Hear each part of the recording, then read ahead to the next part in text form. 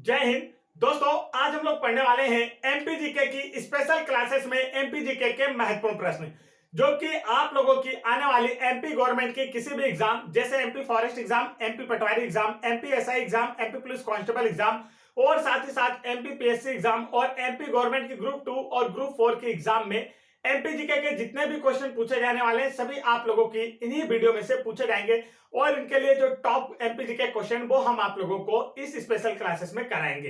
तो वीडियो में लास्ट तक जरूर बने रहें। वीडियो को शुरू करने से पहले एमपीजीके के मैथ से रिलेटेड जो 4 क्वेश्चन है आप लोगों से हर एग्जाम में पूछे जाते हैं उन्हें हम पहले पढ़ लेते हैं।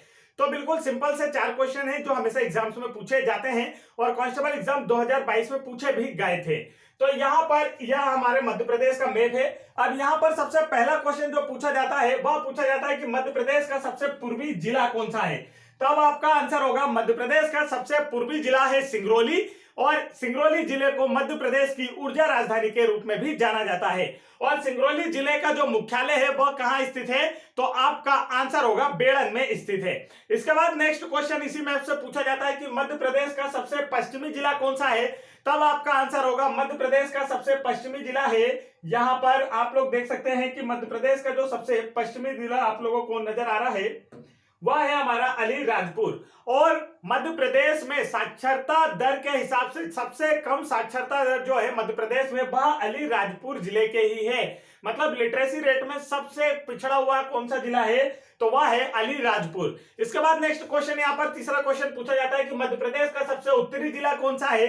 तब आपका आंसर होगा मुरैना जो है मध्य प्रदेश का सबसे उत्तरी जिला है। यह आप लोगों को दिख रहा होगा। तो मुरैना की क्या विशेषता है तो मुरैना जिला जो है यह मध्य प्रदेश का सर्वाधिक मृदा अपरदन से प्रभावित जिला है।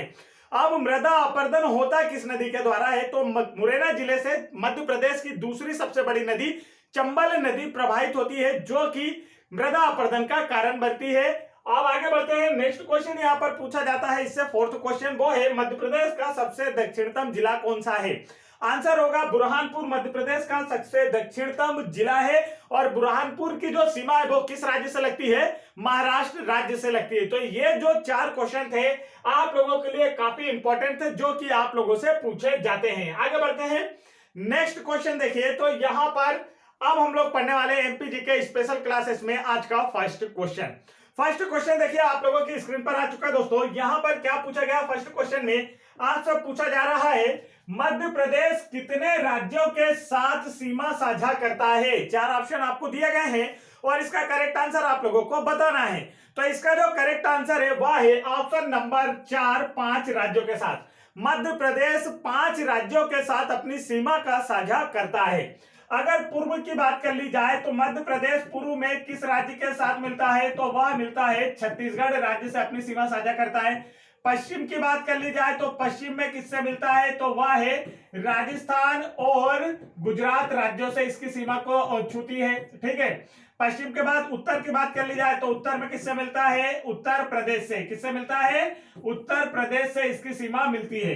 और उसके बाद अगर बात कर ली जाए दक्षिण में तो दक्षिण में किससे मिलती है महाराष्ट्र से। बुरहानपुर अभी मैंने आप लोगों को बताया ना तो यहां पर यह है।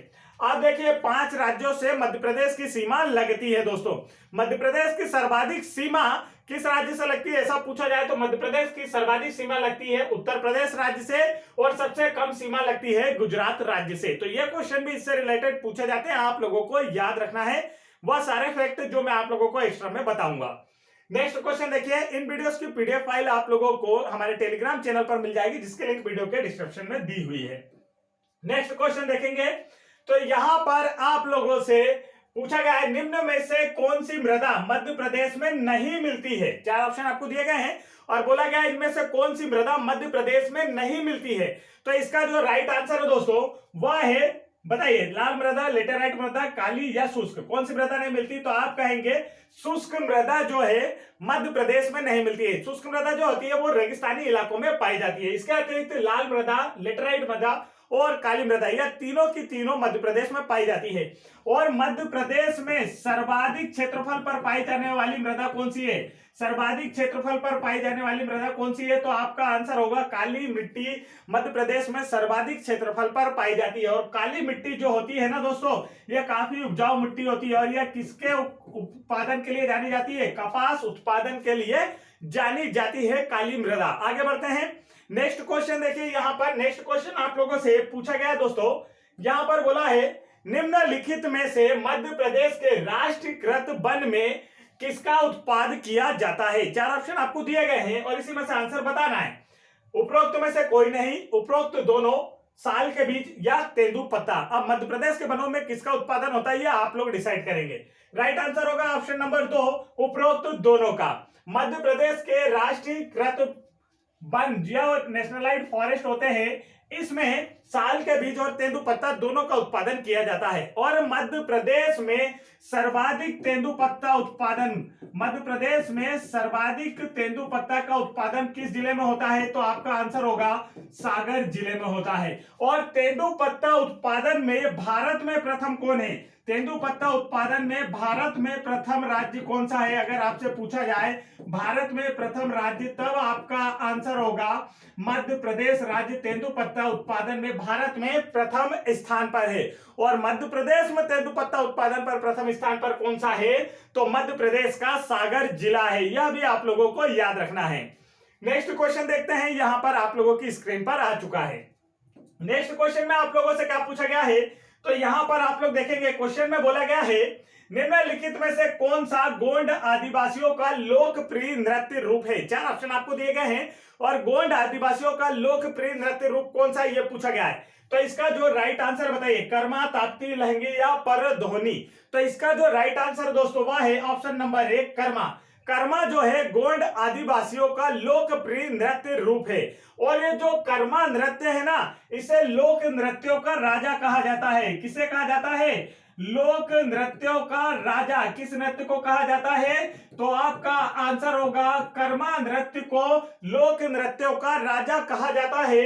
और कर्मा लोक नृत्य जो है यह गिनीज बुक में शामिल होने वाला भारत का प्रथम लोक नृत्य है। गिनीज बुक में शामिल होने वाला भारत का प्रथम लोक नृत्य है और कर्मा को लोक नृत्यों का राजा भी कहा जाता है। यह सारी चीजें आपको इससे रिलेटेड याद रखना है। नेक्स्ट क्वेश्चन देखते हैं, आपकी स्क्रीन पर आ चुका है। क्वेश्चन में आपसे क्या पूछा है? तो क्वेश्चन में आप लोगों से पूछा है दोस्तों, दोस्त मोहम्मद खान एक किस देश से थे? मतलब ईरानी थे, अफगानी थे, मंगोलियन थे या तुर्क थे? दिए गए ऑप्शंस में से आप लोगों को आंसर बताना है। दोस्त मोहम्मद खान से रिलेटेड क्वेश्चन पूछा जा रहा है। तो दोस्त मोहम्मद खान को कौन कौन जानता है? जो नहीं जानता है ध्यान से देखेगा।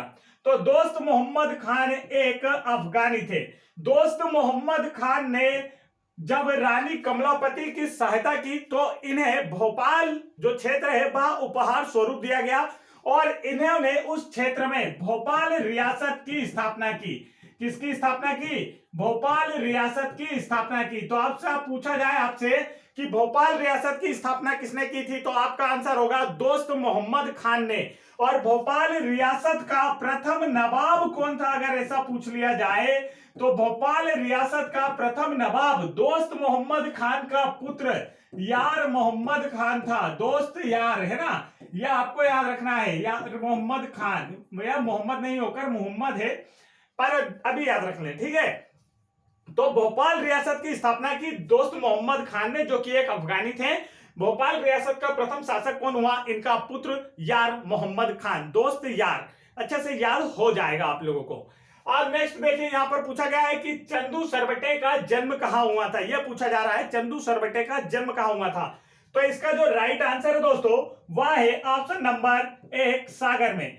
चंदू सरवटे का जो जन्म है वह सागर में हुआ था, लेकिन इन्होंने अपने जीवन का जो अधिकतम समय है वह कहां बिताया?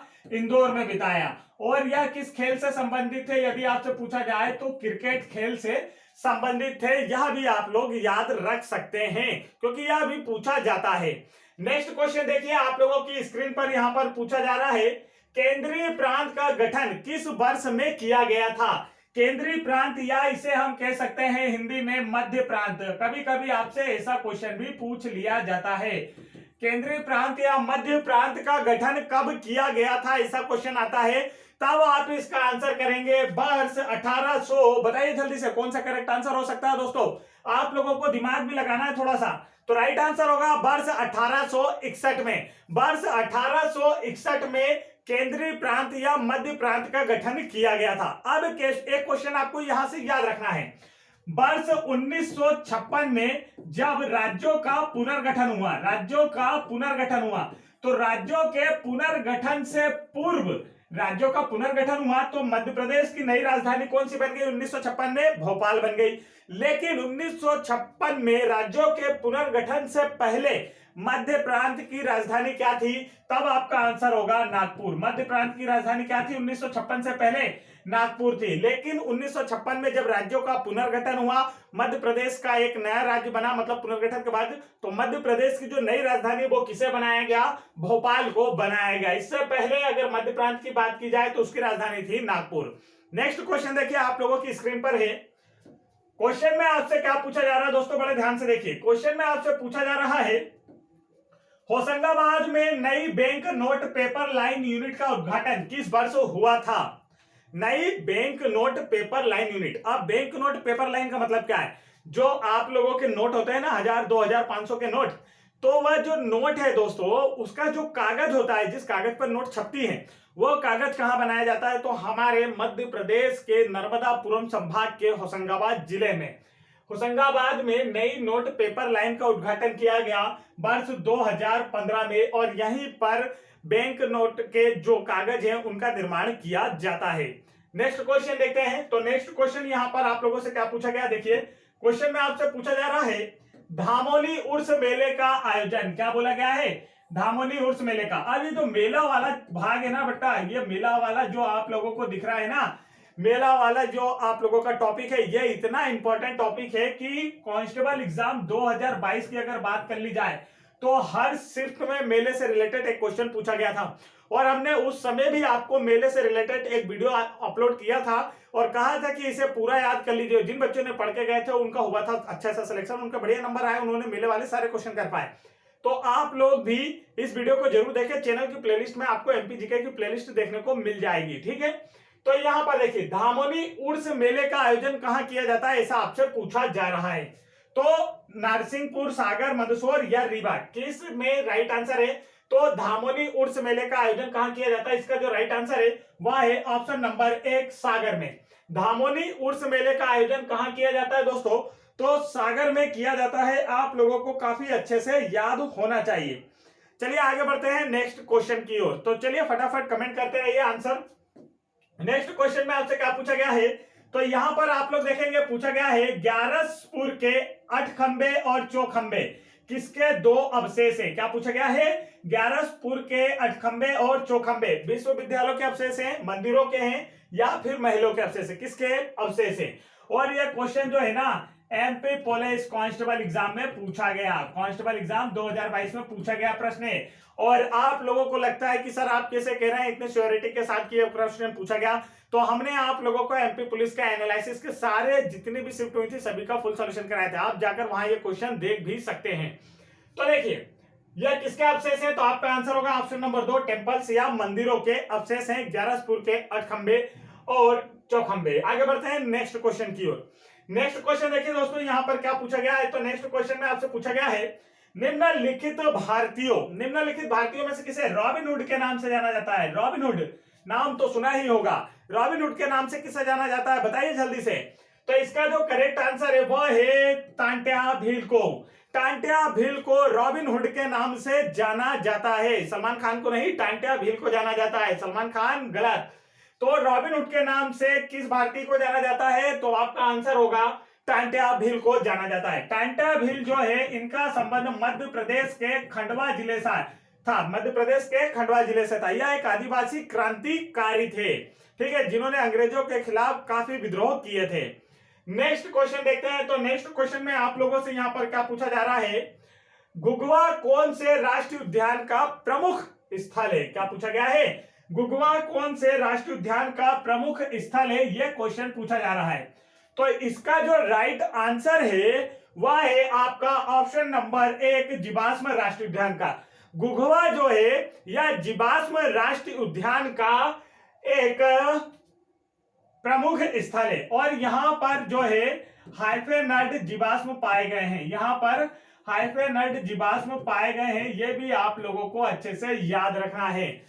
चलिए आगे बढ़ते हैं। और मध्य प्रदेश का प्रथम जो फॉसिल राष्ट्रीय उद्यान है वो कहाँ स्थित है, यह पूछा जाए तो आंसर होगा डिंडोरी में। कहाँ स्थित है, डिंडोरी में। नेक्स्ट क्वेश्चन देखिए, क्वेश्चन में आपसे पूछा गया है कौन से राजपूत समूह से रुद्र प्रताप सिंह संबंधित है। क्या पूछा गया है, कौन से राजपूत समूह से रुद्र प्रताप सिंह का संबंध है। तो बताइए, बुंदेलबंद से, चंदेल से, परमार से, चालुक्य से, ये सभी राजपूत हैं। तो इसका जो राइट आंसर है ना दोस्तों, वह है ऑप्शन नंबर 1 बुंदेल। रुद्र प्रताप सिंह बुंदेल, इनका पूरा नाम है रुद्र प्रताप सिंह बुंदेल। 1501 में रुद्र प्रताप सिंह बुंदेल ने ओरछा राजवंश की नींव रखी थी। तो आपसे पूछा जाए कि ओरछा राजवंश की नींव किसने रखी थी, तो रुद्र प्रताप सिंह बुंदेला ने ओरछा राजवंश की नींव रखी थी। अब बुंदेला से एक क्वेश्चन और पूछा जाता है जो कि आपको अच्छे से याद होना चाहिए, वो है पन्ना राजवंश की नींव किस बुंदेल शासक ने रखी। तो अब आपका आंसर होगा छत्रसाल बुंदेला। छत्रसाल का नाम सुना है ना, काफी बड़ा नाम है छत्रसाल बुंदेला, तो आपको याद रखना है। तो पन्ना राजवंश की नींव रखी थी छत्रसाल बुंदेला ने। और यहाँ पर बात की गई है कि रुद्र प्रताप सिंह जो है या बुंदेला मतलब राजपूत से संबंधित थे और 1501 में इन्होंने ओरछा राजवंश की नींव रखी थी। दोनों राजवंश आपको याद होना चाहिए, बुंदेलों के ओरछा राजवंश की नींव रखी रुद्र प्रताप सिंह ने और पन्ना राजवंश की नींव रखी छत्रसाल बुंदेला ने। आगे बढ़ते हैं, नेक्स्ट क्वेश्चन आप लोगों की स्क्रीन पर है। नेक्स्ट क्वेश्चन में आपसे क्या पूछा गया तो देखेंगे, बरसाती बरता लोकगीत कौन से क्षेत्र से संबंधित है। बरसाती बरता लोकगीत कौन से क्षेत्र से संबंधित है। तो इसका जो राइट आंसर है दोस्तों वो क्या होगा, तो आपका जो राइट आंसर है दिए गए ऑप्शन में होगा ऑप्शन नंबर 1 मालवा से। बरसाती बरता जो है यह मालवा क्षेत्र से संबंधित है और यह किस मौसम में गाया जाता है, बरसाती बरसा, बरसात के मौसम में। अब बरसात का मौसम किसी को बताना तो नहीं पड़ेगा, अजय देवगन का गाना गाकर। बरसात का मतलब होता है बारिश के सीजन में, कब, बारिश के, रेनिंग सीजन में। ठीक है, आगे समझ में सभी को। बढ़ते हैं नेक्स्ट क्वेश्चन की ओर। नहीं तो बरसात के मौसम में मैं घर से निकल आया, वो गाना भी है ना, तो उससे भी समझ में आ जाएगा बरसात का मतलब बारिश की बात हो रही है। नेक्स्ट देखते हैं, तो यहाँ पर नेक्स्ट क्वेश्चन हमारा ये हुआ। इसके बाद ये शोकत महल कहाँ स्थित है। क्या पूछा गया है, शोकत महल कहाँ स्थित है। यह है आप लोगों की स्क्रीन पर, ग्वालियर में, मांडू में, होशंगाबाद में, भोपाल में। बताइए कहाँ स्थित है शोकत महल। उसका राइट आंसर क्या है, तो करेक्ट आंसर इसका जो है ना वह है ऑप्शन नंबर 4 भोपाल में। शोकत महल कहाँ स्थित है, भोपाल में। और भोपाल रियासत की स्थापना किसने की थी, जल्दी से आंसर कमेंट करके बताना। अगर आपने वीडियो को ध्यान से देखा होगा तो आप इसका आंसर कर पाएंगे।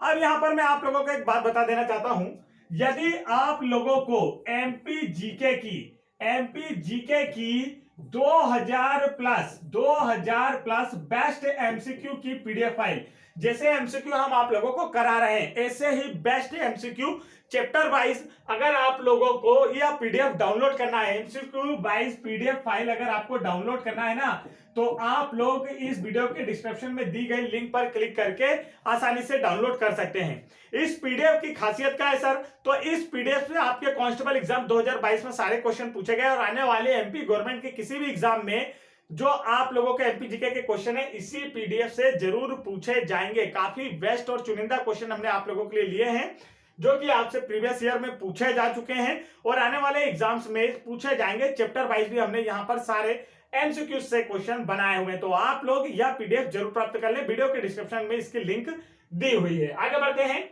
नेक्स्ट क्वेश्चन आप लोगों की स्क्रीन पर। तो नेक्स्ट क्वेश्चन में आपसे क्या पूछा जा रहा है, नेक्स्ट क्वेश्चन में आपसे पूछा जा रहा है नीमच को एक अलग जिला कब घोषित किया गया, यह आपसे पूछा गया है। नीमच को एक अलग जिला कब घोषित किया गया। 4 ऑप्शन आपको दिए हैं और आप लोगों को देखकर बताना है कि नीमच को एक अलग जिला कब घोषित किया गया था। तो इसका जो राइट आंसर है ना दोस्तों वह है ऑप्शन नंबर 4 वर्ष 1998 में। नीमच को 6 जुलाई 1998 को एक जिले के रूप में मंदसौर से अलग करके एक नए जिले के रूप में घोषित किया गया था। तो आपसे पूछा जा सकता है कि नीमच को किस जिले से अलग करके बनाया गया, तब आपका आंसर होगा मंदसौर से अलग कर कर। किससे अलग कर कर? मंदसौर से अलग कर कर 6 जुलाई 1998 को एक जिला बनाया गया। अब नीमच जिले के प्रसिद्धि के दो कारण हैं। पहला कारण कि मध्य प्रदेश की प्रथम एल्केलाइड फैक्ट्री कहां स्थित है? मध्य प्रदेश की प्रथम एल्केलाइड फैक्ट्री जो है वो कहां स्थित है? तो वह आपका आंसर होगा कि नीमच में स्थित है। दूसरा कि मध्य प्रदेश का दूसरा सबसे बड़ा अफीम उत्पादक जिला, सबसे बड़ा अफीम उत्पादक जिला जो है वह कौन सा है? तब आपका आंसर होगा अफीम उत्पादक में, तो दूसरा सबसे बड़ा अफीम उत्पादक जिला है नीमच जिला। और मध्य प्रदेश का सबसे बड़ा अफीम उत्पादक जिला कौन सा है? तो सबसे बड़ा अफीम उत्पादक जिला जो है वह है मंदसौर। कौन सा है दोस्तों? मंदसौर। तो देखिए यहां पर पूछा गया है नीमच जिले के बारे में।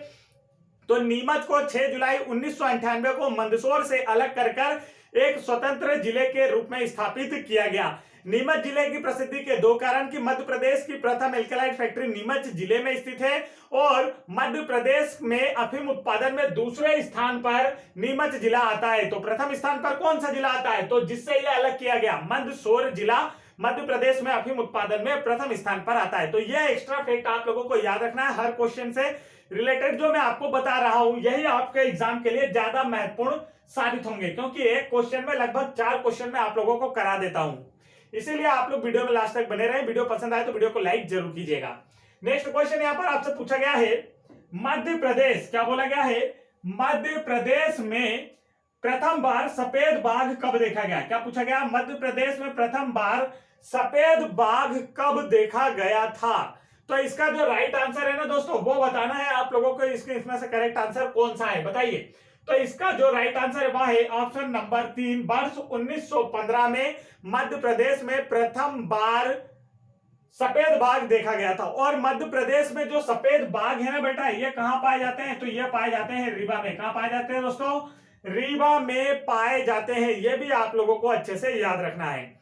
नेक्स्ट क्वेश्चन देखते हैं। तो नेक्स्ट क्वेश्चन देखिए आप लोगों की स्क्रीन पर आ चुका है। ये रहा नेक्स्ट क्वेश्चन। यहां पर पूछा गया है, निम्नलिखित में से कौन सा मेला भामावद गांव में आयोजित किया जाता है? 4 ऑप्शन आपको दिए गए हैं। पूछा गया है इनमें से कौन सा मेला भामावद गांव में आयोजित किया जाता है? तो फटाफट इसका आंसर कमेंट करेंगे।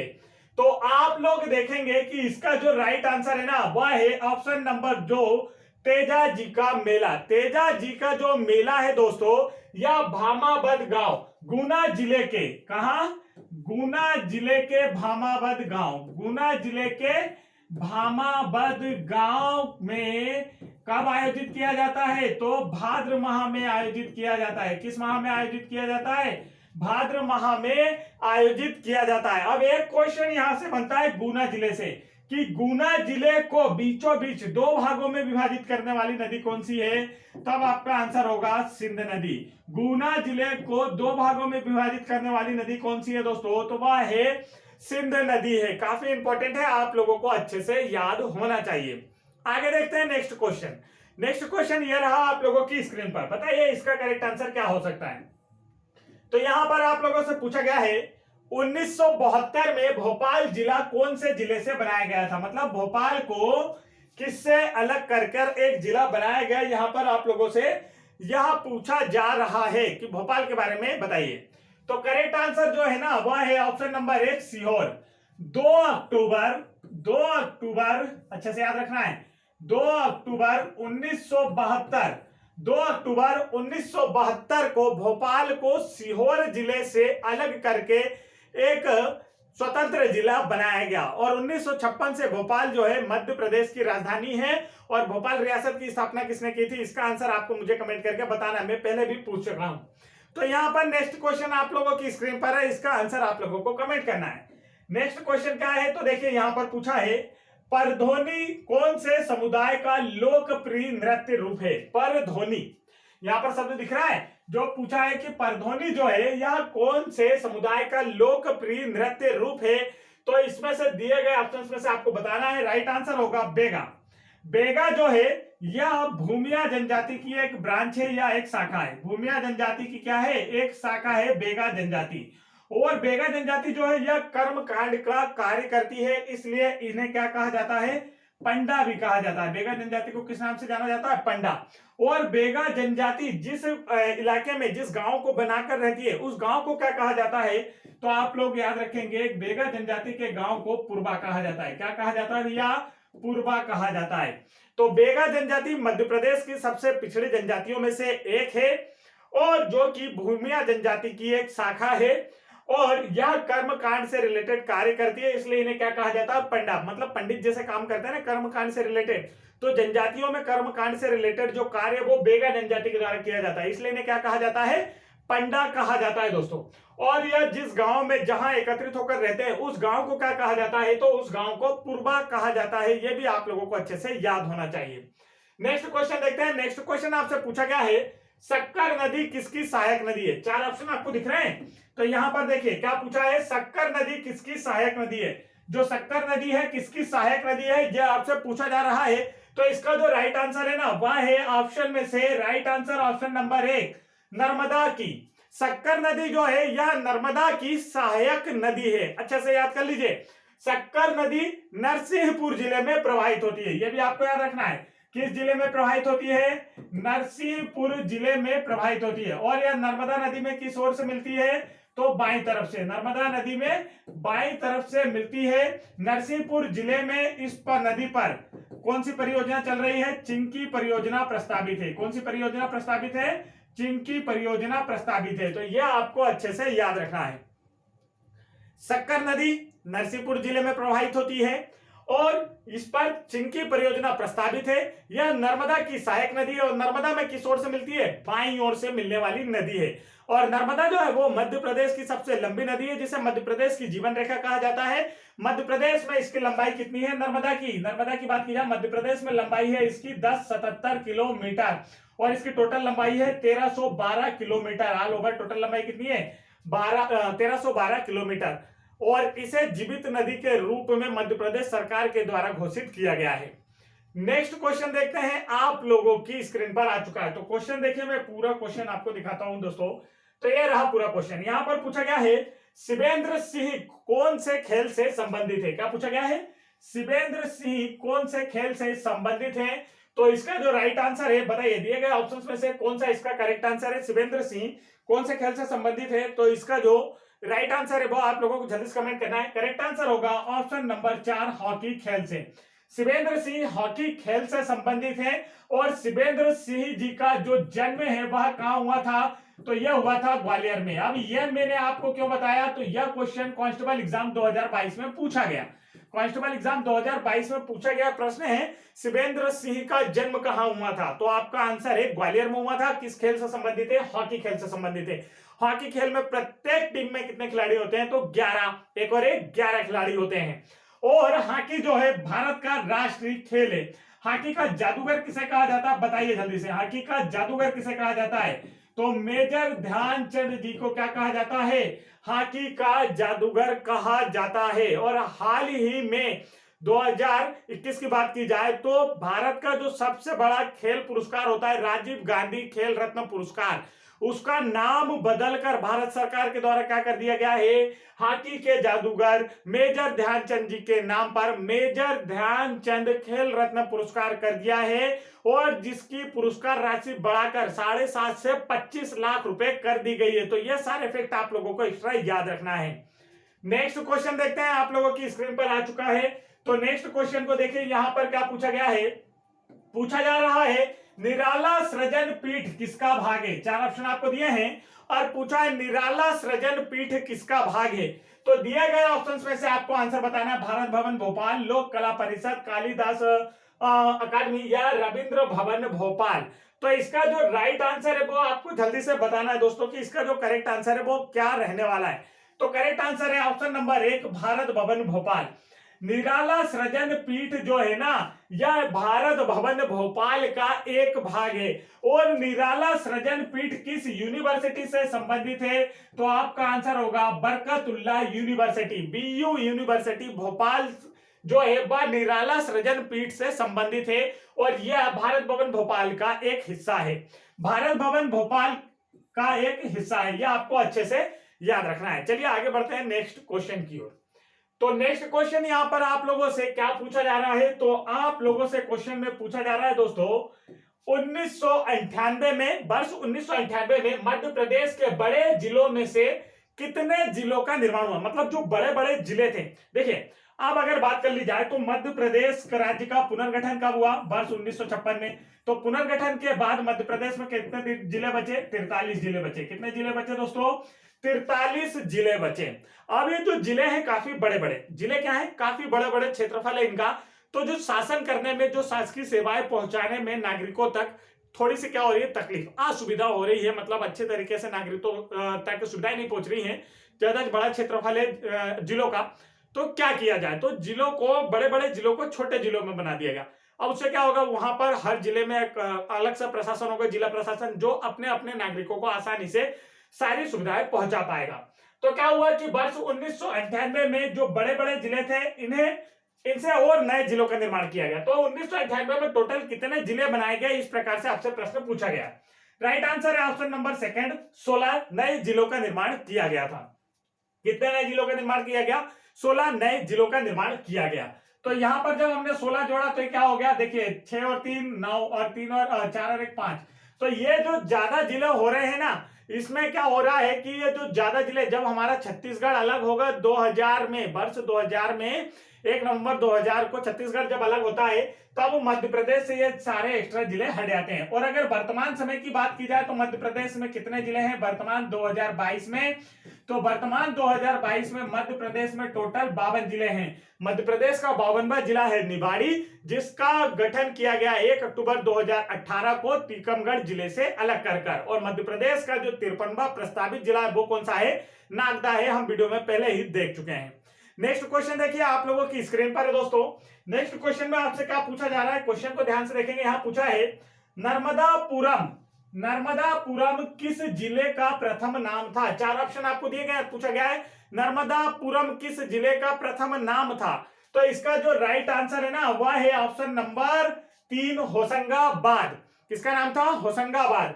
अभी ये जो नर्मदापुरम है, यह मध्य प्रदेश का एक संभाग है। नर्मदापुरम क्या है, मध्य प्रदेश का एक क्या है, संभाग है। नर्मदापुरम संभाग में कौन कौन से जिले आते हैं, तो पहला जिला तो आता है होशंगाबाद। पहला जिला कौन सा आता है, होशंगाबाद। दूसरा जिला कौन सा आता है, हरदा। तीसरा जिला कौन सा आता है, बैतूल। तो ये क्वेश्चन आपसे पूछा जा सकता है कि मध्य प्रदेश के नर्मदापुरा संभाग में कौन कौन से जिले आते हैं, तो मात्र 3 है, इसलिए पूछा जा सकता है। आंसर होगा होशंगाबाद, हरदा और बैतूल जिले आते हैं। होशंगाबाद का पूर्व नाम नर्मदापुरम था, लेकिन अब नर्मदापुरम को संभाग बनाया गया और इन तीनों जिलों को इस संभाग में शामिल किया गया है। यह अच्छे से समझ में आ गया। होशंगाबाद शहर जो है यह नर्मदा नदी के तट पर स्थित है। नर्मदापुरम संभाग का जो ज्यादा क्षेत्रफल है वो नर्मदा नदी के द्वारा ही सिंचित होता है। आगे बढ़ते हैं नेक्स्ट क्वेश्चन की ओर। तो यह हुआ आज का हमारा सेशन समाप्त दोस्तों। अगर आप लोगों को वीडियो पसंद आया हो, वीडियो की क्वालिटी अच्छी लगी हो और हमारे पढ़ाने का तरीका आपको पसंद आया हो, एमपीजीके की स्पेशल क्लासेस पसंद आई हो, तो आप लोग हमारे चैनल को तुरंत सब्सक्राइब कर लें। वीडियो को भी एक लाइक जरूर कीजिए। साथ ही साथ हमारे यूट्यूब चैनल दबंग क्लासेस का नाम आपको ध्यान रखना है कि दबंग क्लासेस पर एमपीजीके की बेस्ट तैयारी कराई जाती है और एमपीजीके के जितने भी बेस्ट क्वेश्चन हम आप लोगों को कराएंगे, जिससे आप लोगों का एमपीजीके आने वाले एग्जाम्स के लिए बिल्कुल क्लियर हो सके, किसी प्रकार का आपका कोई भी डाउट ना रह जाए। तो फटाफट वीडियो को लाइक कीजिएगा, चैनल को जरूर सब्सक्राइब कर लीजिएगा। साथ ही हमने आपको जो एक पीडीएफ बताई है, आप 2000 प्लस एमसीक्यू क्वेश्चन की एमपीजीके की, आप वीडियो के डिस्क्रिप्शन में दी गई लिंक पर क्लिक करके उसे आसानी से डाउनलोड कर पाएंगे। जय हिंद दोस्तों।